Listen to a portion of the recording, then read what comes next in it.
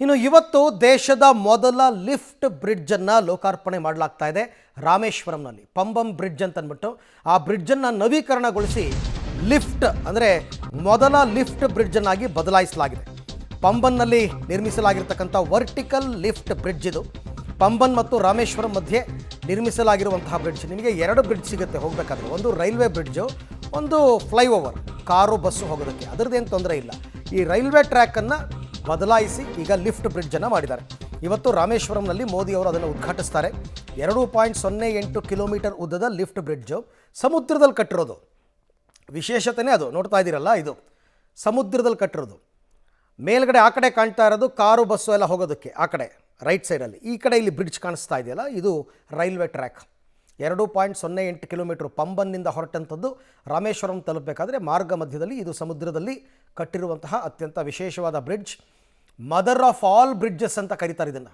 ಬ್ರಿಟಿಷರ ಕಾಲದಲ್ಲಿ ಕಟ್ಟಿದ್ದಿದ್ದು ಅದಿತ್ತು ಮೊದಲೆಲ್ಲ. ಈಗ ಸ್ವಲ್ಪ ದಿವಸಗಳ ಹಿಂದೆ ಅದನ್ನು ಸ್ಟಾಪ್ ಮಾಡಿ, ಟ್ರೈನನ್ನೆಲ್ಲ ಸ್ಟಾಪ್ ಮಾಡಿ ನವೀಕರಣಗೊಳಿಸಿ ಲಿಫ್ಟ್ ಬ್ರಿಡ್ಜ್, ಅಂದರೆ ಈಗ ಲಿಫ್ಟ್ ಮೇಲಕ್ಕೆ ಹೋಗುತ್ತಲ್ಲ ಹಾಗೆ ಬ್ರಿಡ್ಜೇ ಮೇಲಕ್ಕೆ ಹೋಗುತ್ತಿದ್ರಲ್ಲಿ.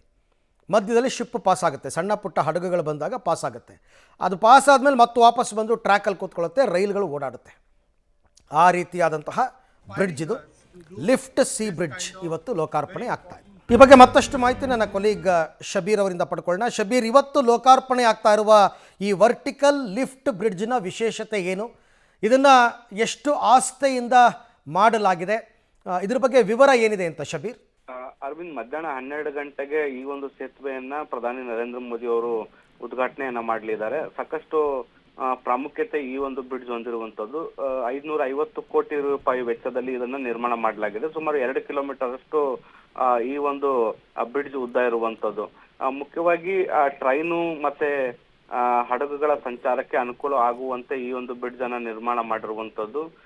ಟ್ರೈನ್ಗಳ ಸಮಯದಲ್ಲಿ ಟ್ರೈನ್ಗಳು ಬ್ರಿಡ್ಜ್ ಮೂಲಕ ಹಾದು ಹೋಗ್ಬೋದು. ಮತ್ತೆ ಹಡಗುಗಳ ಸಂಚಾರಕ್ಕೂ ಕೂಡ ಯಾವುದೇ ಅಡಚಣೆಗಳಾಗದಂತೆ ಈ ಒಂದು ಬ್ರಿಡ್ಜ್ ಅನ್ನ ನಿರ್ಮಾಣ ಮಾಡುವಂತ ಕೆಲಸವನ್ನ ಕೂಡ ಮಾಡಲಾಗಿರುವಂತದ್ದು. ಮತ್ತೆ ದೇಶದಲ್ಲಿ ಈ ರೀತಿಯಾದಂತಹ ಲಿಫ್ಟ್ ಇರುವಂತ ಬ್ರಿಡ್ಜ್ ಮೊದಲ ಬಾರಿಗೆ ನಿರ್ಮಾಣ ಮಾಡಲಾಗ್ತಾ ಇರುವಂತದ್ದು. ಹಾಗಾಗಿ ಇದಕ್ಕೆ ಸಾಕಷ್ಟು ವಿಶೇಷತೆಗಳಿರುವಂತದ್ದು ಅರವಿಂದ್.